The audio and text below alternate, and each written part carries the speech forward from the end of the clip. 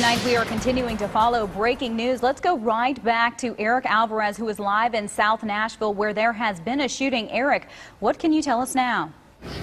Well, it's one of the biggest days in a teenage girl's life, turning 16. But last night, an Antioch Sweet 16 birthday party turned deadly. I spoke with the birthday girl who says she never imagined her special day would end with the killing of her friend. It's not easy trying to rob a truck while it's moving. A group of alleged thieves are caught on camera trying to pull off something, well, you only see in a Hollywood movie. Okay, so here's how not to rob a truck. A vehicle pulls up right behind the target at night, headlights off, two guys pop out of the sunroof, and one holds on as the other guy tries to break into a truck. This happened on a highway in Romania as the Romanian organized crime unit was monitoring gang suspects. The video was released after 15 members were busted for stealing about $370,000 worth of TVs, cigarettes, and coffee for resale. Kind of risky, isn't it?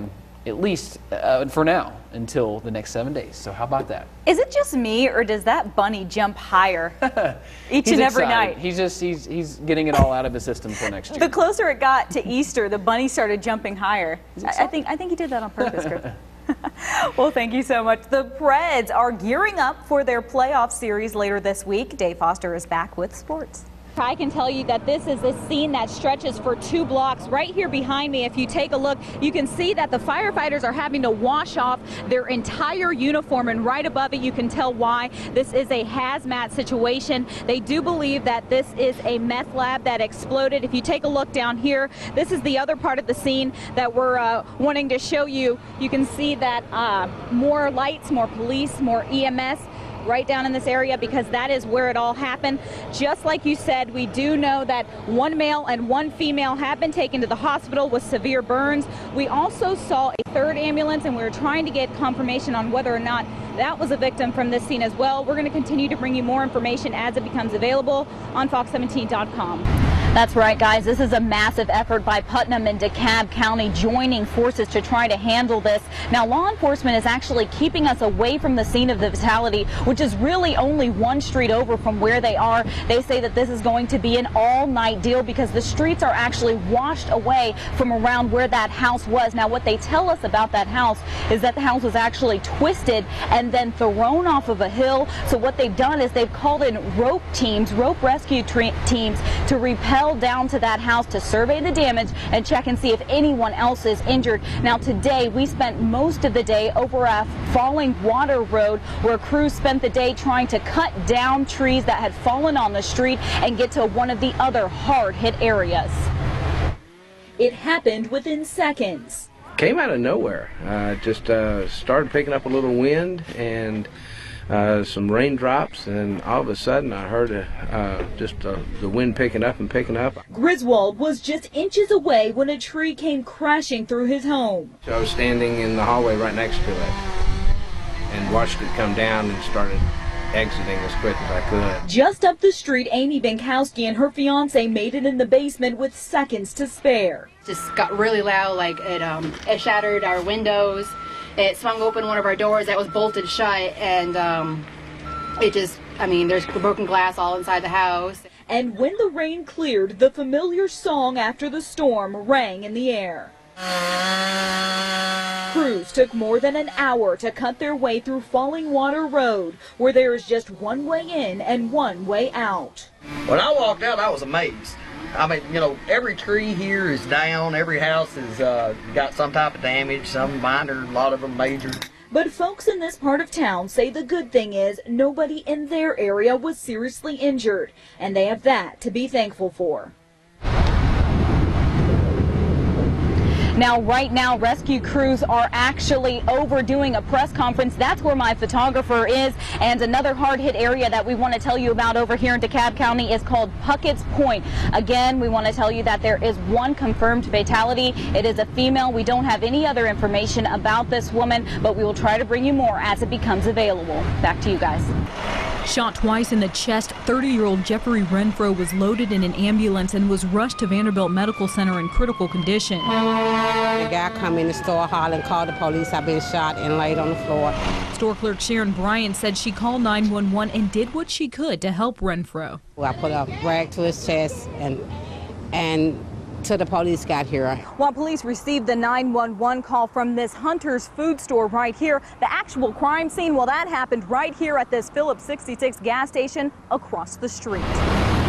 And right in front of the eyes of Eric Briley and the lens of the gas station's camera. There was a guy walking out of the car wash, walked right up to a car, had a gun drawn, shot at the car. Scared and wondering what the shooter would do next, Briley prepared for the worst. I have a carry permit and I already had my gun drawn.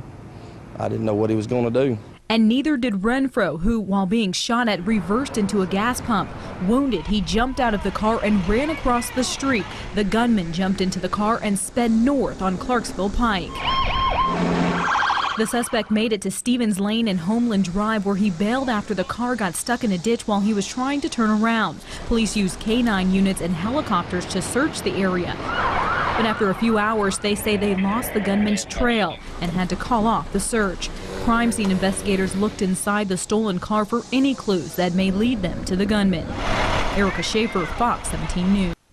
We was just having a quiet evening here at the house and decided we would pick some stuff up. But the evening would prove to be anything but quiet. While carrying a bed frame into the house, Tanya Birdwell slipped and fell, fracturing her ankle and splitting her knee in half.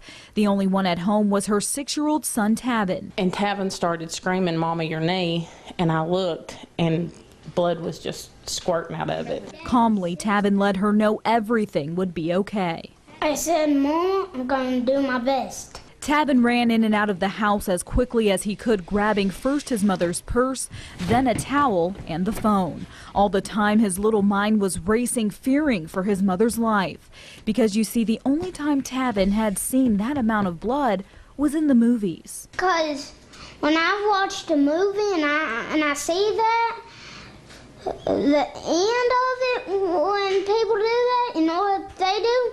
They die. But not when a hero is in the movie. This just happened to be real life. The hero, a 6-year-old standing just over 3 feet tall, weighing in at 50 pounds. With the towel, Tavin held his mother's wound, trying to get it to stop bleeding. When he realized he couldn't force enough pressure with his hands, Sit down on top of the towel to try to put enough pressure on it, and me telling him, because I was scared I was fixing to pass out. Tavin sat on the towel praying until paramedics arrived. One of the first to arrive just happened to be Tanya's nephew, who was shocked at his little cousin's actions. It amazes me. I can't fathom how he done what he done that day. But thankfully he did. There's no way to describe how proud I am of him, because he's a little boy that don't do well with anybody being hurt. Blood, anything freaks him out. But this time, the first grader did what most boys his age only dream of: being a real life hero. In Palmer, Erica Shaffer, Fox 17 News. This is Fox 17 News at 9, now in high definition. First and only on Fox tonight, a plane mysteriously lands in a closed Nashville airfield with no sign of the pilot. Fox 17's Eric Alvarez joins us live in our studio with exclusive details you'll see only on Fox tonight. Eric. Erica. Eric, thanks. An armed robbery leads to the killing of a 32-year-old woman at her brother's birthday party. Her family spoke with us today to share memories and beg someone to come forward about information about her killers. It's the last memory Takeda Brown has. Now, 3 other guests were taken to Vanderbilt Hospital and are in stable condition. Anyone with information about this homicide should contact Metro Police. You could be eligible for a cash reward. A drunk diver in Clarksville slams into a police cruiser with an officer sitting inside. These were pictures sent to us from the Clarksville Police Department. Police tell us Officer Tom Johnson was working DUI saturation patrol when Stanley Mickens of Clarksville rear-ended his car. Mickens' breath test was reportedly 3 times over the legal limit. Officer Johnson was taken to Gateway Medical Center for treatment with non-life-threatening injuries. Mickens was taken to the Montgomery County Jail and charged with a DUI. Tonight, an ex-convict is arrested and charged with armed robbery. Adrian Talley admitted to being involved with an armed robbery at the Dollar General on Trinity Lane last night. Police say Talley and 2 others walked into the store armed just before closing and demanded cash. The 3 fled through a side door. Tonight, Talley is being held on 2 counts of aggravated robbery and 1 count of unlawful weapon possession by a convicted felon.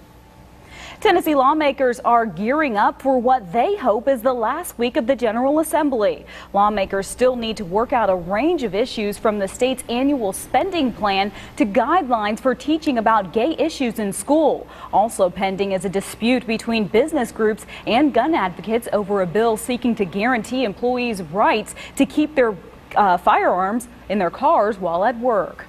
Oh, Romeo, Romeo, wherefore art thou, Romeo? And today, many Middle Tennesseans gathered in Centennial Park to celebrate William Shakespeare's birthday. Each year, participants honor the poet by performing the famous balcony scene from the play Romeo and Juliet. This is the 3rd year for the festival. And kind of on and off points and times that you could do that. It seemed like it was nice, and then it went rainy, and then it went nice again, and then it went rainy again. So Chris Justice is now in to tell us what we saw today and what we can expect for the future. Chris. Well, Erica, it's been awfully gloomy this weekend. We had to know how cold this low pressure system is going to make it feel throughout the day tomorrow. Did he just say the S word? Making political news, Mitt Romney may be the apparent front-runner as the GOP presidential nominee, but Ron Paul is giving him a run for his money. Paul's Republican presidential campaign says they raised more than $2.6 million last month.